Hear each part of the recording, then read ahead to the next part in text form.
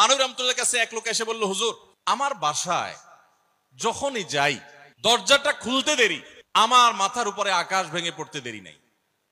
যেটাই করি বাজার করে এনে তার হাতে দিলেও রাগ, রাখলেও রাগ, আমার সাথে সারাদিন শুধু ঘেউ ঘেউ করে। হুজুর আর সহ্য করতে পারি না, আমারে কোনো দোয়া দুরুদ আমল শিখায় দেন যে আমার এই বাসার অত্যাচারটা যেন থামে।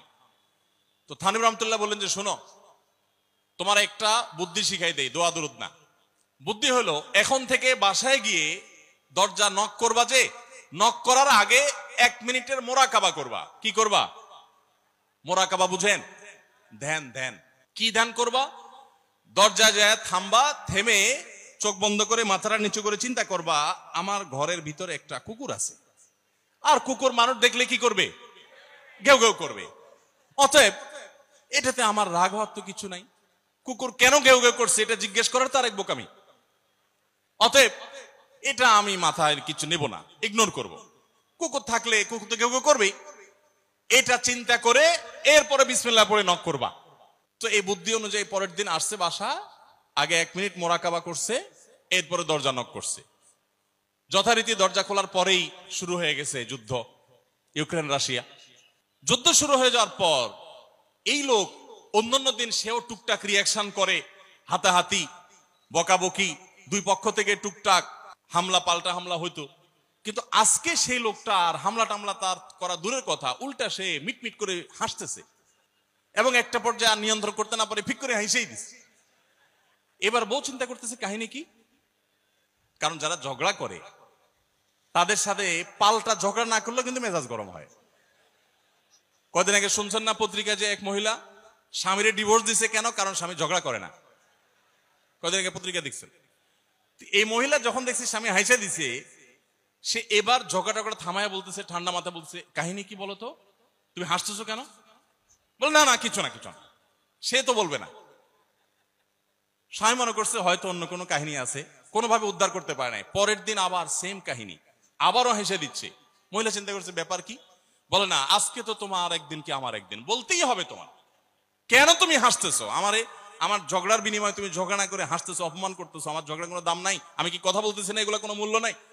যখন চেতে যাচ্ছে এবার বলতেছে, শোনো তুমি যেহেতু জোরই করতেছো, তাইলে আমি বলি, আমি গেছি এক হুজুরের কাছে, হুজুর আমার এই বুদ্ধি শিখাই দিছে, আমি সে বুদ্ধি অনুযায়ী চিন্তা করি। এখন আমি চোখের সামনে যখন চিন্তা করি যে কুকুর গেউ করতেছে, আমার হাসি আসে। তখন বউ চিন্তা করে, কি বললা তুমি?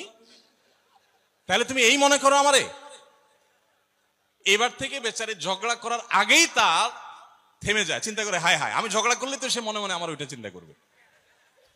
বুঝতে পারছেন? দাম্পত্য জীবনে একটু বুদ্ধিশুদ্ধি করে না চললে, শুধুমাত্র সোজা হয়ে দোয়া দুরুদ পড়বেন আর সব সোজা হয়ে যাবে শুয়ের মতো, এত সোজা না।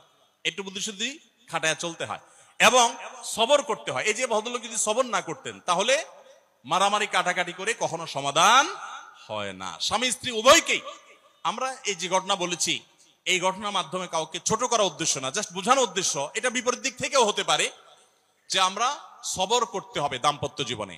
তাহলে আগে থেকে, যদি এই ঘটনা বলার উদ্দেশ্য হলো যে এই ভদ্রলোক আগে থেকে যখন অপেক্ষা করছেন যে হ্যাঁ অনাকাঙ্ক্ষিত কিছু হতেই পারে, তখন এটার জন্য প্রস্তুত থাকার কারণে আর তার ঝামেলা বাড়ে নাই, বরং কমছে। এখন আপনি যদি আগে থেকে প্রস্তুত থাকেন, দাম্পত্য জীবন টুকটাক সমস্যা হবেই, দুই ঘরে দুইজন মানুষ একসাথ হয়েছি, বহু কিছুতে গরমিল হবে। অতএব আমরা সবর করব, ধৈর্য ধারণ করব, ভালো দিনগুলো দেখবো। প্রিয় নবী সাল্লাল্লাহু আলাইহি সাল্লাম বলেছেন, তুমি তোমার স্ত্রীর কোনো কিছু দেখে যদি রাগান্বিত হও, তুমি তোমার স্বামী, আপনার স্বামীটা হয়তো অমানুষ, সে আপনাকে গালিগালাজ করে কিন্তু চরিত্রহীন না। অনেকের স্বামীটা খুব ভদ্র কিন্তু চরিত্রহীন, ব্যবহার ভালো করে চরিত্রহীন, তাদের কষ্ট আপনার চাইতে কম না।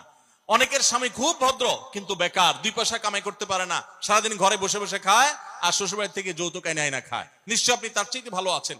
মানুষ এভাবে যখন ভালো দিকগুলো চিন্তা করবে, তখন তার ভিতরে শকর আসবে। তাহলে দাম্পত্য জীবনে সুখ শান্তির জন্য তৃতীয় করণীয় হলো সবর এবং শকরের চর্চা করা। আল্লাহ আমাদের সবাইকে তৌফিক দান করুন। আস-সুন্নাহ ফাউন্ডেশন, উম্মার স্বার্থে সুন্নাহর সাথে।